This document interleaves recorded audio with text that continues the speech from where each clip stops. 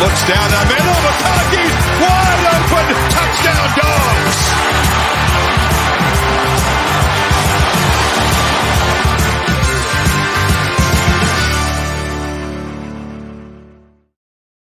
Well, we just saw those Dogs right there. The defending national champs, Ladd McConkey, catching a dime from Stetson Bennett. Where does Stetson Bennett lie within this Georgia football program? Well, the answer is he's part of the key departures that I'm going to talk about. Losing a quarterback is always a big deal, especially a six-year guy like Stetson Bennett, who's experienced. He's been the starter for essentially 2.5 years, most of last year, all of this year, and a lot of the 2020 season. You also lose guys like Jalen Carter, who made an impact, was a absolute disruptor up the middle, having to replace him, plus the transfer of Bear Alexander, which we'll get to transfers here in a little bit. That's a big deal. Broderick Jones leaves a hole in that left tackle position that leaves a big question mark. Is Ernest Green going to be ready for that position for the Georgia Bulldogs? That is my question right there. You also have Keely Ringo leaving the secondary. A lot of people hated on Keely Ringo. I was in his corner. He had bad technique, but he was a tremendous athlete, made up for it in a lot of ways. And the big question is going to be, how does Kamari Lassiter respond with being the experienced guy in the secondary, as well as seeing Dalen Everett, a second-year player, really come into his own? How is his technique going to be? Because I'm not calling this out. I'm not calling out the coaching at Georgia on defense, but if Dalen Everett does struggle a little bit in the secondary, it's going to make me wonder whether or not Keely Ringo was struggling because he just wasn't coachable and he just had physical tools and physical attributes, but he didn't have the technique down, or if they do not know how to teach proper technique.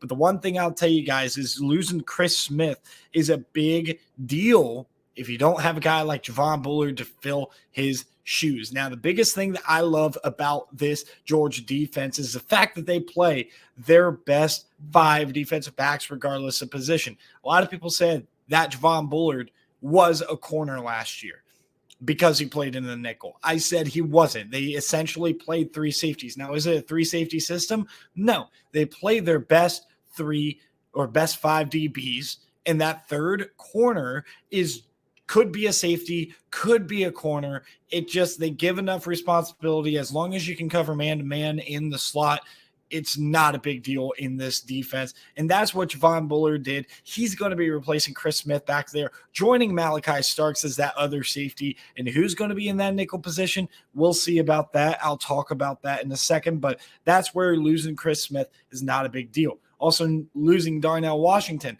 not as big of a deal. You know why? Because you got a guy in Brock Bowers, and you also got a more blocking tight end and a guy like Oscar Delp, which is going to help with Lawson Lucky's development and also Pierce Sperlin's development as blocking tight ends, as young players. Oscar Delp looking to make that second-year jump. So hopefully that departure of Darnell Washington doesn't hurt them in the blocking game. But we certainly know with how good Brock Bowers is and, frankly, Oscar Delp is in the receiving game that this tight end group is not going to be missing a step. We also know about Kenny McIntosh leaving, but when you still have Kendall Milton, Dejon Edwards, and Branson Robinson, you bring in Roderick Robinson and Andrew Paul is a guy nobody really knows about, kind of a lower tier guy and as far as a recruit, second-year player in the system. But my point here is that's your 5th guy, right? You still have depth at running back. Part of the reason why Kenny McIntosh left was simply because this running back room was just loaded. And out of all of these players, I think Kendall Milton is the absolute beast. But, I mean, Dejon Edwards is the perfect in-between the tackles runner. Branson Robinson, we only got a sneak peek of what he could become. But I think the play that sticks out to me most about Dejon Edwards, who's going to be a senior, is fumbling that ball against Tennessee early on in that game. You know, they dominated Tennessee, but that was one play that stuck with me, not because Dejon Edwards is a bad player, but seriously, you're an upperclassman and ball security is not a priority in that sense. He's got to fix that to be the running back 1 in this situation. Jack Podlesny is leaving as well. He if I recall correctly, I'm pretty sure he both punted and he kicked. But I know for a fact he was their place kicker last year and the kickoff specialist. Jared Zirkle is going to look to replace him. And if not, Liam Badger comes in as a transfer from a couple of years ago. He transferred in from Kennesaw State a couple of years back. I think this is his second year in the system, but it will be interesting to see who replaces the kicking game. And Brett Thorson, I'm pretty positive Brett Thorson was not the guy punting last year for Georgia. But hey, Georgia fans, correct me if I'm wrong. I'm sorry if I get your punter wrong. And finally, key departure is Stetson Bennett. We all assume Carson Beck's going to be that guy. Gunnar Stockton, Brock Vandergriff. They really tried to throw their name into the hat, or their hat into the ring, rather, as far as their ability to play quarterback at the University of Georgia. But it seems as if Carson Beck's going to be that guy. Now, notice, I only mentioned one offensive lineman. Keep that in mind as we look at some of the key returners and just what this roster has. Talking about guys who transferred out, more departures, and a lot of these guys left simply because it was going to be hard for them to sniff the playing time at all at the University of Georgia. You have Dominic Blaylock going to Georgia Tech. I mean, what are you doing transferring to Georgia Tech? Nobody really cares. I don't think this fan base really respects Georgia Tech anymore. Marcus Washington, cornerback, transfers to Louisville. You also had Ryan Thomas, a linebacker, go to UCF. Bear Alexander, we talked about this, leaving a little bit of a hole in the interior, but Georgia did say, hey, we're fine with Nazir Stackhouse. We are fine with Warren Brinson. We are fine with Zion Logue. Okay? Bottom line is this. Bear Alexander walked out, and Georgia said, you know what? You're too much of a problem, too much havoc being caused here.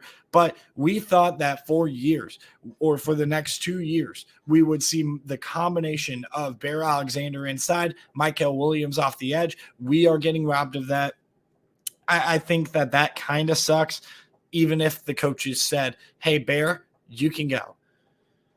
So, yeah, we already talked about that situation enough. Jaheim Alexander, a high 4-star, 5-star, I think, actually, 5-star recruit who was at Ohio State or committed to Ohio State, flipped to Georgia, and not too long after he flipped to Georgia, he decided to transfer. He's transferring to Arkansas, where I actually think he could potentially make an impact, just like Dwight McGlothern did last year. I feel like, you've had a secondary injury in safety, Jalen Catalon for Arkansas, and that ended up hurting their team as the season went along. So hopefully Jaheim Singletary can help out that Arkansas defense, and it's mutually beneficial for both the player and the team.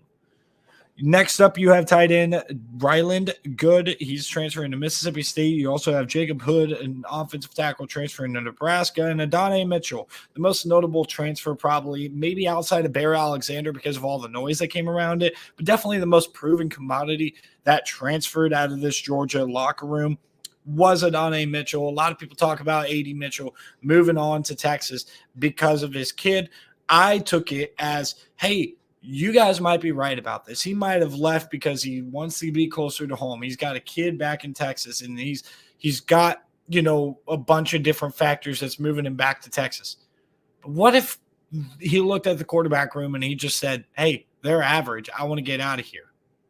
Well, we'll talk about that little speculation a little bit. Tresman Marshall went to Alabama, linebacker. I think that's a depth piece for Alabama, but it's an interesting play for sure right there. Eric Gilbert transferring to Nebraska. I seriously hope Eric Gilbert figures it out. He's so talented. He seems to be wasting it away, though, for sure.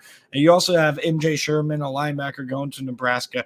Another Georgia Tech commit and tight end Brett Seether. He was never going to touch the field at Georgia. But again, why Tech? Out of all of these schools, why Georgia Tech?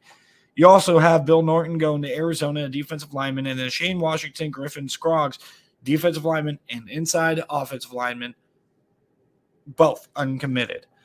Talking about guys who came in, and now we are going to start to talk about this current roster and what we are looking at in 2023. Transfers in, you brought in Lenaith Whitehead, which is really just a depth piece, kind of. I'm not sure if he's going to get any playing time at running back, but it'll be interesting to see. He definitely did not touch the field at least too much. I can't recall him being on the field at Tennessee. So That Tennessee preview is yet to come. You also have Deion Bowie in the secondary for Texas A&M, and I feel like this is a security blanket in case they can't really find that true cornerback number 2, or if they need somebody to play in the slot. If they can't find somebody to fill Javon Bullard, as aforementioned position, hey, we got a reliable piece here in Bowie. So we'll see how that works with him. Tyke Smith right now is projected as that guy to start in the nickel. We'll see how that all works. You also have Dominic Lovett and Robert Thomas, Missouri guy, Mississippi State guy coming in, and this is where I think Georgia absolutely hit. Specifically talking about Dominic Lovett, who's going to be playing a true slot. A lot of people think that Ladd McConkey is some sort of slot route technician. That's not him, man. He's a speedster who is not the greatest route runner, and he's certainly not big enough to go one-on-one against guys. He plays a perfect role at Z, right? So now you're talking about a situation where Marcus Rosemy-Jack Saint, who, by the way, recent news had him maybe seeking a suspension or looking at suspension here. And then you got Ra Thomas looking at the X position. But a sleeper guy that I want to watch out for is Tyler Williams in this room. Tyler Williams, true freshman, 6'3", 200 pounds. He's got that true build for an X receiver. And also something I've noticed about Georgia's offense, albeit Mike Bobo taking back over for the offensive play calling duties might change this, but certainly when you're talking about wide receiver rooms and wide receiver coaches, guess what Georgia likes to do, and guess what they've liked to do for the last few years? Play a ton of receivers. We saw Dylan Bell get in last year. We saw plenty of guys get in like Arian Smith, Dominic Blaylock, as we previously mentioned, along with A.D. Mitchell when he was healthy, and then Marcus Rosemy-Jack Saint. And you could just go on and on and on about all these players who hit the field. You know, Robert Thomas, he's a very versatile guy. He could play the X. He could play the Z for sure. He can even run a little bit out of the slot. Get a similar situation with Arian Smith. I think he's mostly a Z, but he could play a little bit of X. He with just his, deep speed, and then he could play some Y. He could play some slot receiver. Will be interesting to see how they incorporate, if they incorporate the true freshman who I am really high on, Tyler Williams there. But yeah, Robert Thomas, Dominic Lovett, huge additions right there at wide receiver. And I basically covered the wide receiver room when talking about the transfers. We're going to talk about this. I basically already covered the running back room too. The quarterback position is what I am going to be watching for. A lot of people think Carson Beck is him, and he absolutely could be a great player. I'm not saying he's not. That's a lot of pressure to put on a guy who has not started a game. I mean, a lot of people are saying Heisman contender, one of the better quarterbacks in the country. How do we know this? Because in backup duty, he completed about 75% of his passes. He was backing up 5'9" Stetson Bennett, who we made fun of for like 3 years, okay? It was until late in Stetson Bennett's career where we were like, gosh darn, this man, and I'm saying we as in the media, but it doesn't mean I share that perspective, but trust me, it took me a very long time to jump on this train of, okay, Stetson Bennett can win you games. I think I was on it a lot earlier than most people were, but I still, it took me a while. So why are we going to assume that Carson Beck, a redshirt junior, a fourth-year guy, is supposed to be the answer? I don't get it. But the one thing I do really like is he's playing behind an offensive line that's super experienced and super talented. So I talked about that left tackle position, Ernest Green. I was curious to see if they move Amarius Mims over to left tackle. It doesn't look like they are, but don't be surprised if that's a move that happens. Regardless, Tate Ratledge and Cedric Van Pran are two of the best interiors in the entire SEC, maybe even the entire country. They are two really, really dominant players, and Xavier Truss is a guy you can trust, right? He's an experienced player. He's been in the system a very long time. It's safe to say this might be the best offensive line in America. I know people up in Michigan are going to be like, oh, we won the Jim Mora Award 2 times in a row. Hey, guess what? Georgia's replacing a lot less than you guys are. I get you guys have a lot coming back, but this Georgia offensive line might just take that throne from you because they are really spanking good. I think this could be the best run game we have seen from Georgia in quite a while. We know about Brock Bowers. We know about Oscar Delp. Lawson Lucky is a guy to watch out for in the receiving game as that third tight end to kind of make some plays here and there, especially if Oscar Delp doesn't take that year or two jump and it's not necessarily demanding that Oscar Delp, who got on the field last year, is going to have to play a ton of minutes. Moving on to the defense, you have Michael Williams, absolute stud edge rusher. I think he could potentially be generational. I think he's a future top 5 pick in the 2025 draft. He just he led this team in sacks as a true freshman last year, albeit Nolan Smith went down with an injury, but that's still really impressive. Nazir Stackhouse in the middle as well as Warren Brinson again, and you have Zion Logue, who I already talked about. You have Kristen Miller, who is a guy that's a little bit younger, can really play, and expect for Jordan Hall, the true freshman, who a lot of people were after, to maybe get a little bit of playing time here. Chaz Chambliss is a guy who's also coming back, who they have a lot of confidence in. They have a lot of confidence, certainly, in Jamon Dumas Johnson, who's going to be one of the best versatile players in America here. He's definitely a linebacker, more of a linebacker build, probably more of the weak side linebacker build in a 4-3, but he's definitely a hybrid who could come off the edge, who can blitz, but he can also cover a little bit. Smal Munden is a perfect Mike in modern day football, and he certainly showed it at times last year. A guy that could potentially break out is Jalen Walker, but also I already talked about him, and Dalen Everett could break out in this secondary. You got Javon Bullard and Malachi Starks going to lock down that safety position as the best safety duo maybe in America, but I think potentially in the SEC for sure. We'll be curious to see what ends up happening at that cornerback position. Is Dalen Everett that guy? Or are we going to look to Smoke Bowie? Are we going to look to Nyland Green? Are we going to have to play Tyke Smith a lot more outside, because he definitely was not great there? It'll be interesting to see for sure. So that is the roster preview. And without further interruption here, we are going to get straight into the schedule prediction. So as you pop it up onto the screen here, this is the schedule for the Georgia Bulldogs going forward. I think they beat UT Martin with no problem on that opening Saturday at 6 o'clock. Very interesting. You also beat Ball State, which is, pretty easy.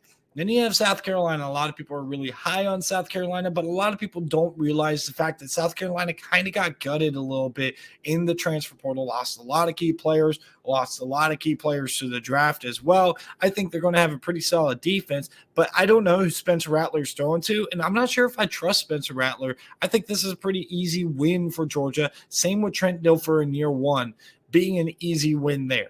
Now, at Auburn might be a tough game. I have trust in Hugh Freeze that he's going to be a pretty solid coach and be able to right the ship a little bit. However, I do not see it really being close to a finished product on September 30th. So I think Georgia easily gets that dub there. Come back at home, play Kentucky. Now, Kentucky is a little bit of a riser to me. I think they have an absolute stud wide receiver core, one of the best, if not the best. It's certainly the best they've had under Stoops that I can remember. And they have Devin Leary, who I kind of trust, but I don't love Devin Leary. And I also just don't like this overall talent, specifically at the line of scrimmage. But if Kentucky throws that element at you of being able to throw the ball, this Kentucky team is going to be a lot more dangerous than years past. But final thing that's going to talk me out of picking the upset here, it's in Sanford Stadium. Sanford Stadium is a tough place to play nowadays. I don't care what you say, Barstool Sports. Vanderbilt on the road at Vanderbilt. Win. I mean, I don't really need to say much. Look, Vanderbilt is improving for sure. What Clark Lee is doing out there is certainly progress, but what is Vanderbilt's ceiling? It's not beating this Georgia team. The ceiling is not even, let's say they surprise everybody and they hit their ceiling this year, it's still not good enough to beat Georgia. So unless Georgia plays absolutely horribly and Vanderbilt has a shocker of a great season, it's not happening. Off the bye versus Florida, I think this could be tough if Florida starts to figure things out. I still have too many questions at quarterback, though, for the Florida Gators. And who is that quarterback throwing the ball to? That's a little bit of my problem. Now, that wide receiver room was a lot better than people gave it credit for last year. I think they didn't have a great passer last year. You heard me correctly. Missouri, this might be I'm not going to say might. This is the toughest game to date. This is the team that took them to the wire. And guess what? Missouri returns most of that defense from last year.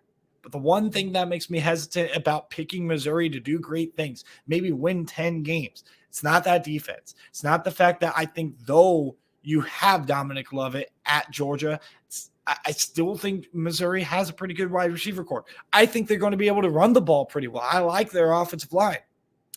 What is that quarterback position going to look like? And I think that's the difference because I think at the very minimum, with a fourth-year player in Carson Beck, who's been backing up a cerebral Stetson Bennett, I think that the Georgia Bulldogs are going to be able to win at home against Missouri.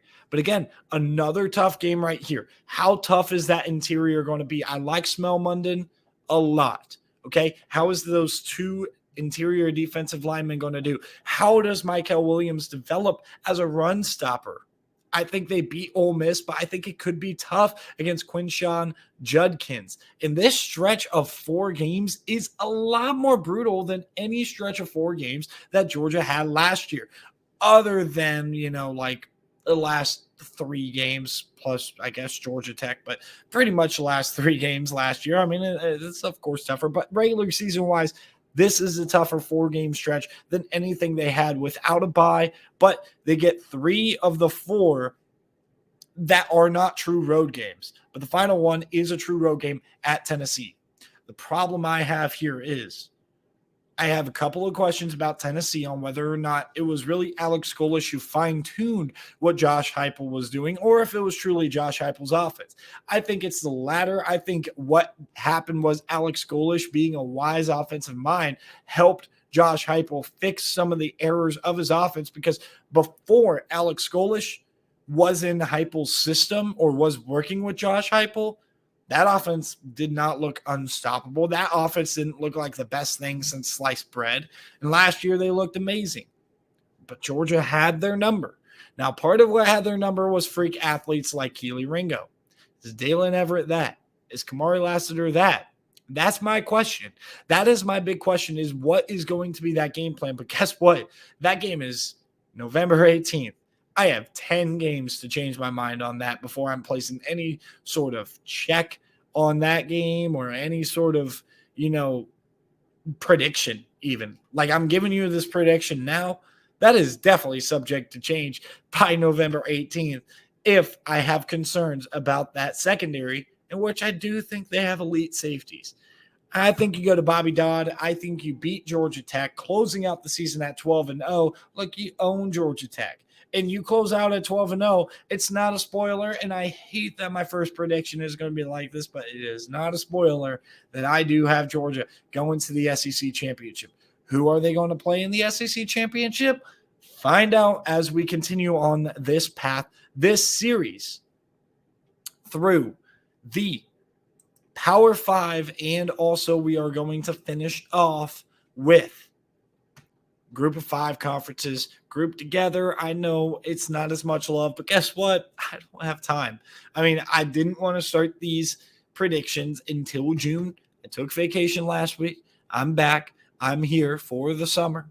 Don't expect me to go anywhere. Loudmouth CFB in full swing. Make sure you check out Tyler's channel for sure. Tyler Isley LSN. And also check out Loudmouth Sports. I would really appreciate it. And again, the shortened version of these videos are going to be posted on TikTok. Make sure you tune into those. With that being said, thank you guys for checking us out. Make sure you like and subscribe.